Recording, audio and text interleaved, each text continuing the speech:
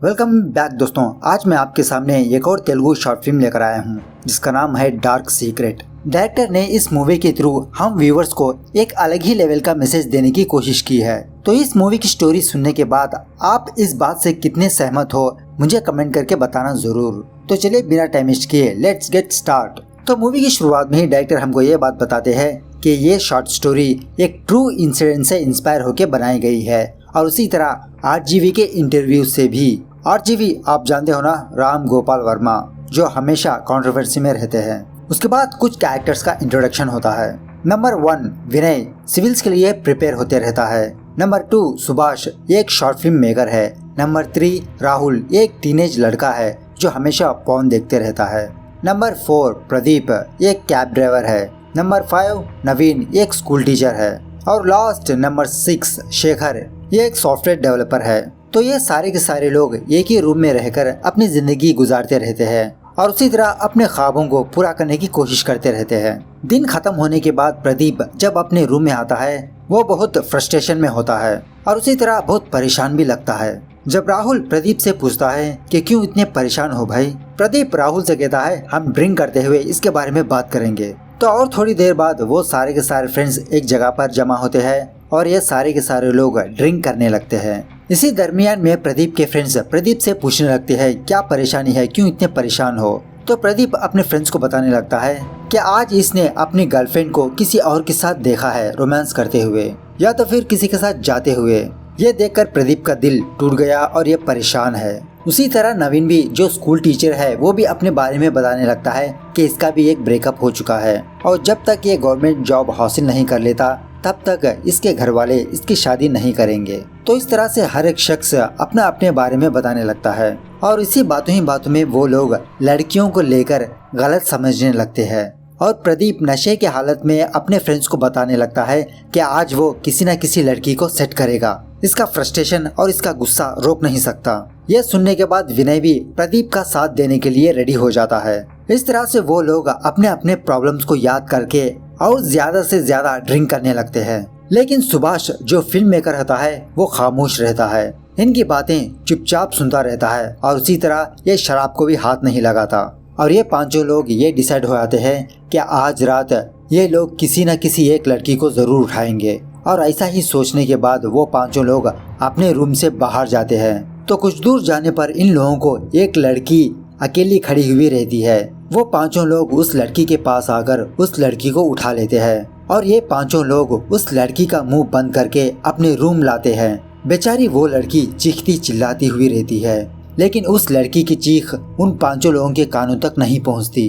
किसी भी तरह करके वो सारे लोग उस लड़की को अपने रूम में लाते हैं और 1 बाय 1 करके उस लड़की का बलात्कार करने लगते हैं। गुस्से में आकर प्रदीप उस लड़की को एक थप्पड़ भी मार देता है और उसी तरह उस गैंग में एक टीनेज लड़का भी होता है ना, राहुल, वो भी उस लड़की को बहुत बुरी तरह से बलात्कार करने लगता है। इस तरह से वो सारे लोग सारी की सारी रात उस लड़की के साथ जानवरों जैसा बर्ताव करने लगते हैं। तो दूसरे दिन सुबह होने के बाद शहर में ये न्यूज़ फैल जाती है कि कल रात एक लड़की का रेप हुआ है और पुलिस के पास वो सीसीटीवी फुटेज है और पुलिस उन रेपिस्टों की तलाश में है। और उसी तरह न्यूज़पेपर में भी ये न्यूज़ छप जाती है। तो विनय ये न्यूज़ देखकर अपने सारे के सारे फ्रेंड्स को उनकी नींद से जगाता है और ये न्यूज़ दिखाने लगता है। ये न्यूज़ देखकर उन सारे लोगों की पैरों के नीचे से जमीन खिसक जाती है और देखते ही देखते वो पांचों लोग एक दूसरे में झगड़ने लगते हैं कि ये गलती उसकी है, वो गलती उसकी है, मतलब एक दूसरे पर ब्लेम करने लगते हैं। और इसी लड़ाई के दौरान विनय जो सिविल्स के लिए प्रिपेयर हो रहा होता है वो दूसरे रूम में जाकर फांसी लगाने की कोशिश करता है लेकिन तभी सुभाष आकर उसको मार पीट के रोक देता है। और यहाँ पर जब ये चारों लड़ रहे होते हैं तो इन लोगों को पुलिस की सायरन की आवाज सुनाई देने लगती है। ये सायरन सुनकर ये चारों लोग लड़ना बंद कर देते हैं कि तभी उनके घर के दरवाजा खटखटाने लगता है। यह सुनने के बाद इन लोगों की और फटने लगती है और ये समझ जाते हैं कि दरवाजे के बाहर पुलिस खड़ी है और इन लोगों के बचने के चांसेस बहुत कम है। सुभाष उस दरवाजे को ओपन करने के लिए जाता है लेकिन वो पांचों लोग सुभाष को रोकने की कोशिश करते हैं लेकिन फिर भी सुभाष उस दरवाजे को ओपन कर देता है। लेकिन दरवाजे के पास पुलिस नहीं बल्कि वो लड़की खड़ी हुई रहती है जो कल रात इन सारे लोगों ने जो जानवरों की तरह इस लड़की को रेप किया था। और सुभाष उस लड़की को अंदर बुलाता है।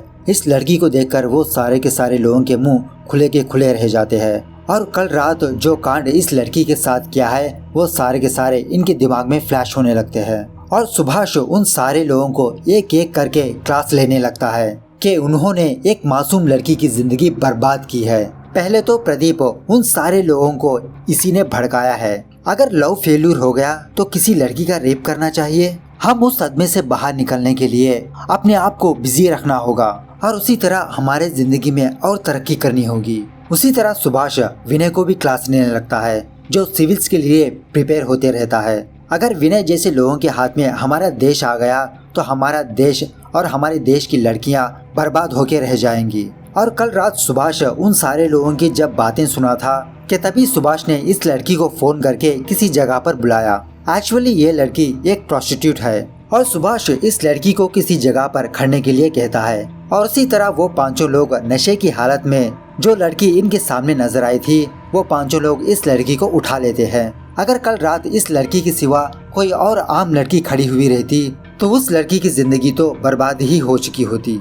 तो खैर इस तरह से वो पांचों लोग उस लड़की को अपने रूम में लाकर उस लड़की के साथ जानवरों जैसा बर्ताव करने लगते हैं। अगर सुभाष उन सारे लोगों को तभी समझाने लगता तो वो लोग समझने की हालत में नहीं थे। वो लोग इंसान से जानवर बन चुके थे, इसीलिए सुभाष चुपचाप खड़ा रहा। उसके बाद सुभाष उस लड़की से पूछने लगता है, कल रात वो लोग तुम्हारे साथ बहुत बेरहमी से बर्ताव कर रहे थे लेकिन तुमने अपने बचाव में आकर कुछ भी नहीं किया, ऐसा क्यों? तो वो लड़की सुभाष को बताने लगती है, कौन सा भी मर्द अगर बेड पे आए तो वो जानवर बन जाता है। तो ऐसे जानवरों को मैंने काफी बार देखा है और इसके सामने मुझे मौत बहुत छोटी नजर आती है। और इसी तरह वो लड़की सुभाष को अपने बारे में बताने लगती है कि इसकी फादर की डेथ हो गई और राहुल जितना इसका एक छोटा भाई है। और उसी तरह वो लड़की अपना मास्टर्स भी कर रही है, मतलब अपनी पढ़ाई भी कर रही है। इस लड़की के फादर के जाने के बाद इस लड़की ने ये रास्ता चूज किया अपने भाई को पालने का और उसी तरह अपनी पढ़ाई कंप्लीट करने का। ये सुनने के बाद सुभाष उस लड़की को और इज्जत देने लगता है। उसके बाद वो लड़की सुभाष को बताने लगती है, शायद हम जैसे प्रोस्टिट्यूट होने की वजह से ही कुछ इज्जतदार लड़कियों की इज्जत बच रही है, वरना हमारी सोसाइटी में ऐसे कई सारे जानवर है जो बिना सोचे समझे अपनी हवस पूरी करने के लिए किसी भी हद तक जा सकते हैं और ऐसे लोग अपनी हवस मिटाने के लिए हमारे पास आते हैं। उसके बाद वो लड़की सुभाष से एक और सवाल पूछती है, पब्लिक को और सोसाइटी को सेवा करने वालों को क्या कहा जाता है? तो सुभाष कहता है, सोशल वर्कर्स। तो वो लड़की कहती है, हम भी तो वही काम कर रहे हैं ना, जो ऐसे जानवरों की हवस मिटाकर दूसरे लड़कियों की इज्जत बचा रहे हैं। तो फाइनली डायरेक्टर हमको एक लंबा चौड़ा मैसेज देते हैं जो अभी अभी मैंने आपको बताया है। 2 मिनट की खुशी के लिए वो लोग अपनी जान खतरे में डालते हैं और उसी तरह एक मासूम लड़की की इज्जत भी मिट्टी में मिला देते हैं। इस तरह से काफी सारी लड़कियां सुसाइड भी कर चुकी है और कौन सी भी वैश्या इस फील्ड में जानबूझ के नहीं आती। कोई अपने बेटे को पालने के लिए आता है, कोई अपनी पढ़ाई पूरी करने के लिए इस फील्ड में आती है। हर एक वैश्या की अपनी अपनी वजह होती है। और फाइनली बात यह है कि respect each and every women, और हम इंसान है और इंसानों जैसा बर्ताव करना है। तो दोस्तों इसके बारे में आपकी क्या राय है कमेंट करके बताना जरूर। तो मिलते हैं अगली वीडियो में, तब तक take care, bye bye, see you soon.